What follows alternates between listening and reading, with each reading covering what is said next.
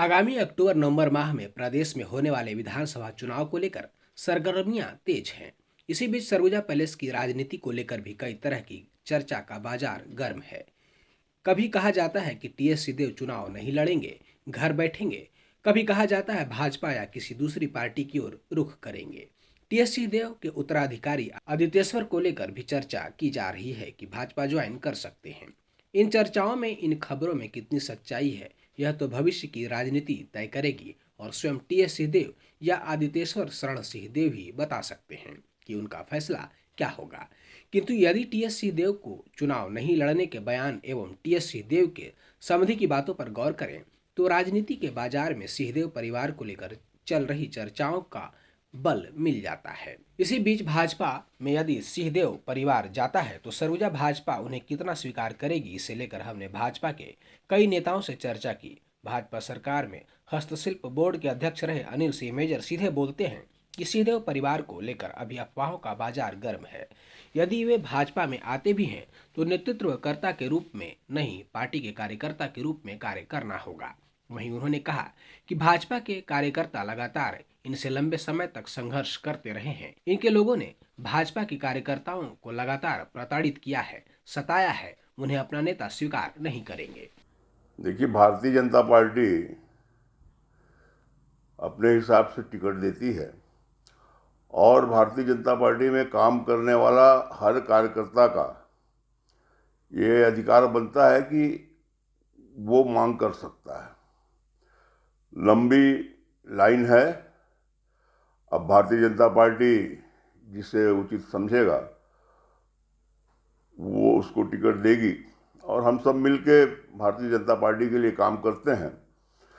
इसलिए जो भी उम्मीदवार होगा, ऐसे तो हमारा उम्मीदवार कमल फूल ही होता है, पर पार्टी के लिए एक कैंडिडेट देना पड़ता है और जिसको भी देगा उसके लिए पूरी पार्टी काम करे। देखिए, सिंहदेव परिवार की ये अफवाहें चल रही हैं और सिंहदेव परिवार के लोग कार्यकर्ता के रूप में भारतीय जनता पार्टी में आए और काम करें, उसको स्वीकार किया जाएगा, स्वागत किया जाएगा। मगर वो नेतृत्वकर्ता के रूप में या कैंडिडेट के रूप में आएंगे तो जहाँ तक मैं समझता हूँ कि भारतीय जनता पार्टी के कार्यकर्ता उसे स्वीकार नहीं करेंगे, क्योंकि लंबे समय से अंबिकापुर विधानसभा में 4 वो है, सरगुजा, अंबिकापुर, उदयपुर और लखनपुर। अंबिकापुर ग्रामीण, उदयपुर और लखनपुर में इनके जो सिपा सलार और कांग्रेस के नेता हैं उनके द्वारा भारतीय जनता पार्टी के कार्यकर्ताओं को बहुत प्रताड़ित किया गया है, बेवजह मुकदमा बनाए गए हैं और ये लंबे समय से ये सिलसिला जारी है। तो भारतीय जनता पार्टी के कार्यकर्ता जिससे संघर्ष करते आए हैं जीवन भर, वो उसको नेता मान स्वीकार नहीं करेंगे। कांग्रेस के 4.5 साल पूरे हो चुके हैं, तो क्या लगता है सरगुजा वासियों को कहीं ना कहीं से ठगा गया है? सरगुजा वासियों को नहीं, पूरे प्रदेश को ठगा गया है। किसानों को ठगा गया है, नौजवानों को ठगा गया है, महिलाओं को ठगा गया है, बुजुर्गों को ठगा गया है, व्यवसायियों को ठगा गया है और सरकारी अधिकारी और कर्मचारियों को भी ठगा गया है। जितने भी वादा इन्होंने किया है उसको पूरा नहीं किया। आज आप देख रहे हैं, चाहे वो मितानिन हो, चाहे छोटे तबके के जो डेली वेज के कर्मचारी हों, सब आंदोलन कर रहे हैं। और पहली बार छत्तीसगढ़ में ऐसा हुआ कि तृतीय से लेके और सेकेंड क्लास गजटेड अफसर तक ने लंबा आंदोलन किया, मगर उसको दबा दिया गया और उनकी मांग भी पूरी नहीं की गई। इस तरह से इन्होंने सबके साथ छलावा किया और इस बात को छत्तीसगढ़ की जनता समझ चुकी है और आने वाले चुनाव में निश्चित रूप से इनको खामियाजा भुगतना पड़ेगा। दरअसल सरगुजा में हमेशा से कांग्रेस का वर्चस्व रहा है। कांग्रेस को 14 विधानसभा की सीटों में अधिकतर पर जीत मिलती रही है। किसी विशेष लहर के दौरान ही भाजपा यहां से जीतती रही। वर्तमान में सरगुजा की बात करें तो पिछले 3 कार्यकाल से लगातार तीनों सीटों पर कांग्रेस का कब्जा रहा है। इस बार हर सीट पर दावेदारों की संख्या ज्यादा है। अंबिकापुर सीट जहां से टीएस सिंहदेव विधायक है, इस बार भाजपा से दावेदारों की संख्या काफी है। इस पर भाजपा जिलाध्यक्ष ललन प्रताप सिंह कहते हैं कि दावेदार बहुत है, लेकिन टिकट का फैसला संसदीय समिति करती है। दावेदार जो भी हो, सबका लक्ष्य एक है, भाजपा की जीत। वहीं सिंहदेव परिवार पर उन्होंने कहा कि भाजपा की सदस्यता कोई भी ले सकता है। हर भारतीय नागरिक के लिए हमारा द्वार खुला है। जो भी आएगा वह कार्यकर्ता के रूप में पार्टी में कार्य करेगा। देखिए, हमारे यहाँ 3 विधानसभा है। एक अंबिकापुर विधानसभा, एक लुंड्रा विधानसभा और एक सीतापुर विधानसभा। अध्यक्ष के नाते मेरा पूरा दायित्व ये है कि संगठन की मजबूती हो। जितने हमारे सांगठनिक काम हैं जिससे भारतीय जनता पार्टी को बल मिले, वो सारे काम मैं कर रहा हूँ। प्रत्याशी हर विधानसभा में अनेक हैं, लेकिन अभी जो पार्टी का वो है, इस दिशा में काम हो रहा है कि कमल फूल छाप को अपना प्रत्याशी मान करके पूरे के पूरे संगठन के काम करें। बूथ स्तर तक हमारी कमेटी मजबूत रहे, सक्रिय रहे, और जो हमारी रीति नीति और विचार और विकास के काम हैं नरेंद्र मोदी जी के, और विगत समय में जो भाजपा का 15 वर्षों का शासनकाल था, उस समय के जितने विकास की गतिविधियां थी, विकास के जो काम थे, उसके बारे में बताएं, और इस सरकार की नाकामियों के बारे में ज़्यादा से ज़्यादा बता करके तुलनात्मक अध्ययन करा करके आम जनता को समझाने का प्रयास कर रहे हैं। क्या लगता है सिंहदेव परिवार से अगर आप बीजेपी में शामिल होते हैं तो किस तरह से बीजेपी उनको स्वागत नहीं, करेगी? सामान्य रूप से भारतीय जनता पार्टी परिवार में किसी के भी आने पर हम उसका स्वागत करेंगे। यदि वो सिंहदेव हो या उनके परिवार का कोई भी सदस्य हो या भारत का कोई भी नागरिक यदि हमारे दल में आना चाहता है तो उसका खुले मन से, खुले हृदय से स्वागत है।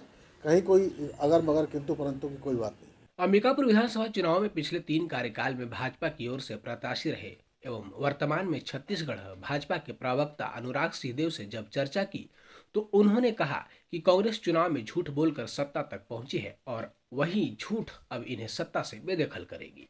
सिंहदेव परिवार को लेकर चल रही अटकलों पर उन्होंने कहा कि यह संभावित चर्चा है और इस पर जब ऐसा कुछ होगा तभी बात हो सकती है, अभी बात नहीं की जा सकती। ब्लैक मार्केटिंग होती है जब समय आता है खाद का, तो और टोकन को लेकर लाइन लगनी पड़ती है। 4 बार में 1.5 साल लग जा रहा है। एक सत्र का धान का भुगतान होने में 1.5 वर्ष लग रहा है।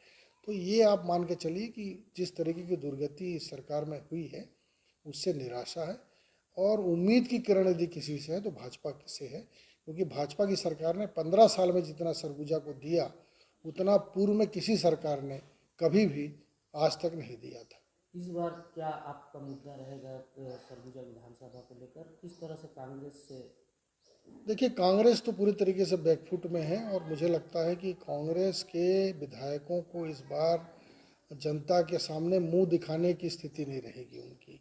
और ख़ास तौर पर जो घोषणा पत्र में छला गया है लोगों को, रेगुलर करने की बात हुई थी कर्मचारियों को, स्कूल सफाई कर्मचारी हैं, आंगनबाड़ी के लोग हैं जो जिनको जिस दर पर तनख्वाह बढ़ाने की बात हुई थी, रेगुलर करने की बात हुई थी। पंचायत के सचिव की मांग थी कि उनको नियमित कर्मचारी का दर्जा दिया जाएगा, उसको लेकर भी घोषणा की गई थी, कांग्रेस सरकार द्वारा नहीं किया गया। होम गार्ड में पुलिस को लेकर उनका था कि उनको रेगुलर किया जाएगा, उनको नहीं किया गया। चिट फंड कंपनी में फार्म बार बार भरवाया गया और पैसा खर्चा करवाया गया, लेकिन चिट फंड का पैसा आज तक लोगों को वापस नहीं हुआ। तो ये तमाम मुद्दे हैं। रेडी टू ईट को लेकर इशू है। रेडी टू ईट पहले हम हर पंचायत में आंगन जो स्वयं सहायता समूह है महिलाओं का, वुमेन एंड पावर के लिए, वो हम देते थे। अब पूरा सेंट्रलाइज करके उसको स्टेट से उसका संचालन किया जा रहा है। उनका रोजगार छीन लिया गया महिलाओं का।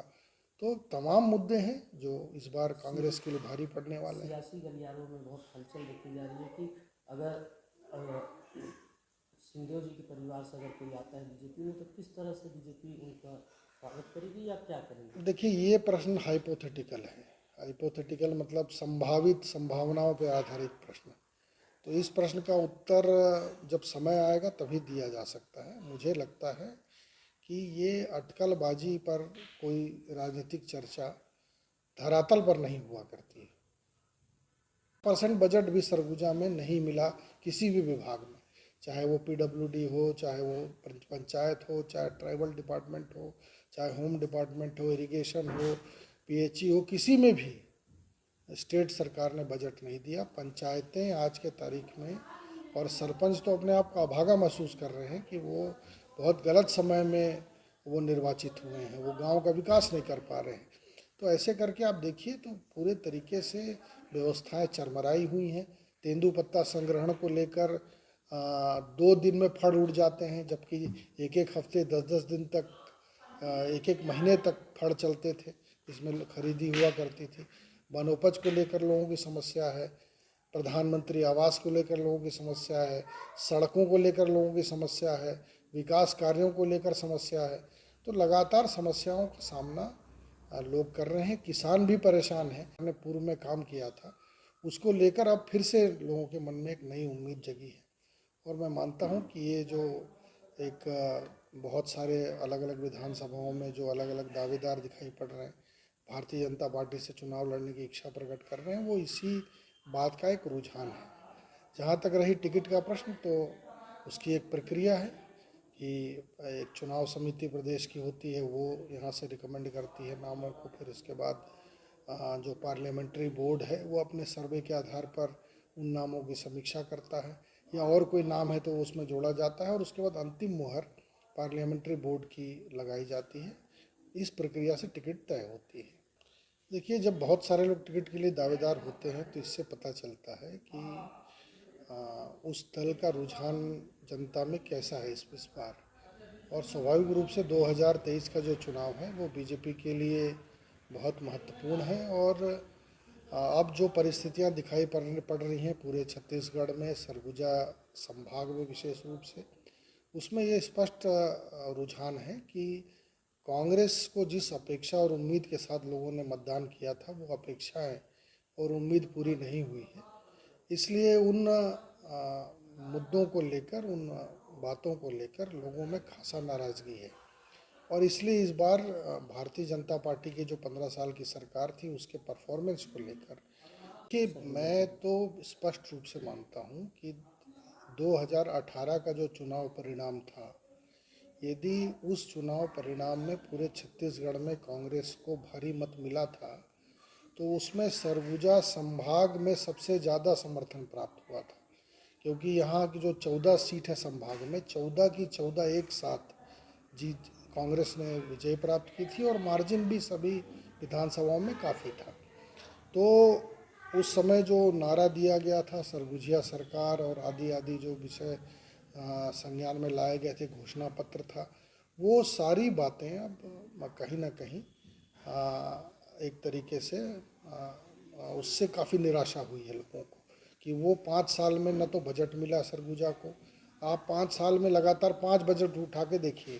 वहीं पूर्व कांग्रेसी नेता एवं वर्तमान में भाजपा से पार्षद एवं सीनियर नेता आलोक दुबे ने कहा कि सिंहदेव परिवार की राजनीति को लेकर पूरे प्रदेश में अटकलें लगाई जा रही है, लेकिन इस पर हम कोई फैसला तो लेंगे नहीं, यह ऊपरी लेवल पर तय होगा और इस पर चर्चा भी तभी होनी चाहिए।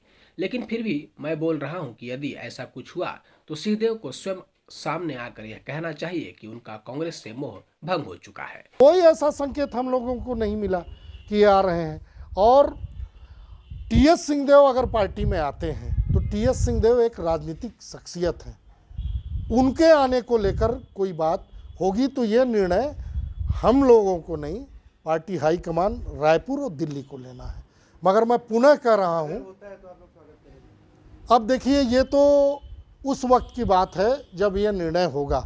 मैं पुनः कह रहा हूँ कि न नौ मन तेल होगी न राधा नाचेगी। टीएस सिंहदेव को जितना मैं जानता हूँ और जो उनका बयान सुन रहा हूँ, वो भाजपा में कतई नहीं आएंगे। वो कांग्रेस नेतृत्व पर अपने अस्तित्व के लिए राजनीतिक दबाव डाल रहे हैं। अगर ये आते हैं, खुद क्यों नहीं आगे आके घोषणा करते हैं? ये आते हैं तो फिर ये टिकट की दावेदारी भी तो करेंगे। नहीं, देखिए ये टिकट की दावेदारी मैं पहले भी कहा, पुनः कह रहा हूँ कि ये कार्यकर्ता कैडर आधारित हमारी पार्टी है। वर्षों से जो लोग इस पार्टी के लिए दरी बिछाए हैं, झंडा लगाए हैं, बैनर लगाए हैं, लाठी डंडे खाए हैं, उनको फिर क्या होगा? और ये कैसे लोग कह रहे हैं कि अगर ये आते भी हैं, अव्वल तो मैं कभी भी इस बात से इत्तेफाक नहीं रखता। टीएस सिंहदेव जी को मैं 1983 से जानता हूँ और ये पुनः कह रहा हूँ कि कांग्रेस का आंतरिक मामला है। मगर चूंकि इस बात की राजनीतिक हलकों में पूरे प्रदेश और जिले में चर्चा है कि टीएस सिंहदेव के भतीजे या इनका परिवार या वो स्वयं भाजपा में आ रहे हैं। खैर सिंहदेव परिवार की राजनीति को लेकर प्रदेश भर में अटकलें का बाजार गर्म है।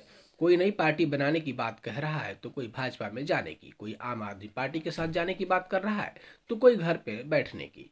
लेकिन होगा क्या, यह तो टीएस सिंहदेव ही जानते हैं। लेकिन फिर भी यदि किन्हीं परिस्थितियों में सिंहदेव ने भाजपा प्रवेश किया तब क्या होगा, इसे लेकर जहां स्थानीय कांग्रेसी चिंतित नजर आ रहे हैं, वहीं स्थानीय भाजपा नेता भी अंदर खाने चिंतित हैं। आगे राजनीति किस करवट बैठेगी, फिर भी सिंहदेव लगातार जो बयान दे रहे हैं उससे भाजपा की ओर जाने का इशारा तो अब तक नहीं मिला है। लेकिन राजनीति में कब क्या हो जाए यह कोई कुछ नहीं कह सकता। जिस तरह क्रिकेट अनिश्चितता का खेल है और अंतिम गेंद तक कोई भी कुछ नहीं कह सकता, ठीक उसी तरह राजनीति में किस मिनट किस घंटे क्या हो जाए कुछ भी नहीं कह सकते। सब कुछ संभव है और बहुत कुछ असंभव भी।